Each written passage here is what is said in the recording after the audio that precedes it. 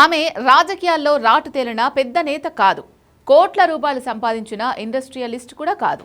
కానీ కేవలం 25 ఏళ్ల వయసులో బీహార్ ఎన్నికల్లో విజయకేతనం ఎగురవేసింది. అది కూడా అలాంటి నియోజకవర్గం కాదు, ఆర్జేడీ కంచుకోటలా భావించే అలీనగర్ నియోజకవర్గం నుంచి.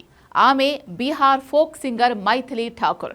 జస్ట్ 25 ఏళ్ల వయసులో బీహార్లో ఎమ్మెల్యేగా ఈమె విజయం ఇప్పుడు దేశవ్యాప్తంగా హాట్ టాపిక్గా మారింది. బీహార్ అసెంబ్లీ ఎన్నికల్లో ఎన్డీఏ కూటమి విజయ దుందుబి మోగించింది. గతంలో ఎప్పుడూ లేని మెజార్టీతో బీహార్లో ఎన్డీఏ విజయఢంకా మోగించింది.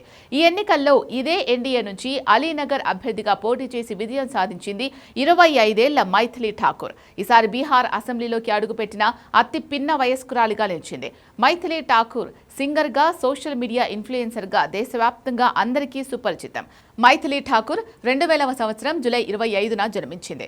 ఆమె కుటుంబం బీహార్లోని మధుబని జిల్లాలోని బెనిపట్టికి చెందినవారు. ఆమెది సంగీత ప్రియుల కుటుంబం. మైథిలి ఠాకూర్కు తొలి గురువు ఆమె తండ్రి రమేష్ ఠాకూర్. మైథిలి తల్లి గృహిణి కాగా ఆమెకు 2 తమ్ముళ్లు రిషబ్ ఠాకూర్, అయాచీ ఠాకూర్ ఉన్నారు. మైథిలి మాదిరిగానే ఆమె 2 సోదరులు కూడా సంగీత ప్రియులే. మైథిలి కుటుంబం చాలా కాలం క్రితం ఉపాధి కోసం ఢిల్లీకి షిఫ్ట్ అయింది. అక్కడే మైథిలి తన విద్య కొనసాగించింది.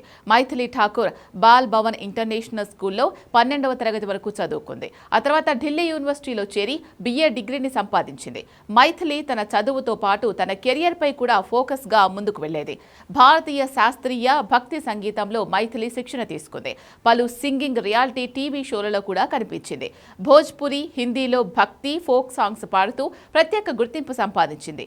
భారతదేశంలోనే కాకుండా విదేశాల్లోనూ పాటలు పాడి తనకంటూ ఒక ప్రత్యేకతను తెచ్చుకుంది. గతంలో ఎన్నికల కమిషన్ బీహార్ స్టేట్ ఐకాన్గా మైథిలి నియమించింది. బీహార్ సాంస్కృతిక అంబాసిడర్గా కూడా ఆమె పనిచేసింది. ఇక 2024 జనవరిలో అయోధ్యలో జరిగిన రామాలయం ప్రారంభోత్సవ సందర్భంగా మైథిలి ఠాకూర్ పాడిన మా శబరి పాటను ప్రధాని మోడీ ప్రశంసించారు. రామాయణంలో శబరి శ్రీరాముడికి పండ్లు సమర్పించిన ఘట్టాన్ని మైథిలి తన స్వరంలో అద్భుతంగా పాడారని మోదీ మెచ్చుకున్నారు. మోదీ నుంచి ఉన్న సపోర్ట్తో మైథిలి బీజేపీలో చేరింది. మైథిలి మీద ఉన్న నమ్మకంతో మోదీ ఆమెను అలీనగర్ నుంచి తమ అభ్యర్థిగా బరిలోకి దింపారు. ఎన్నికల ప్రచారంలో మైథిలిని బీజేపీ పక్కాగా లీడ్ చేసింది.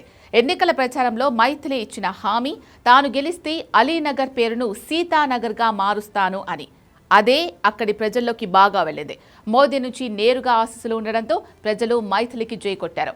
ఇలా అలీనగర్లో ఆర్జేడీ వినోద్ మిశ్రాను ఓడించి అతి చిన్న వయసులో అసెంబ్లీలో అడుగుపెట్టింది మైథిలి ఠాకూర్.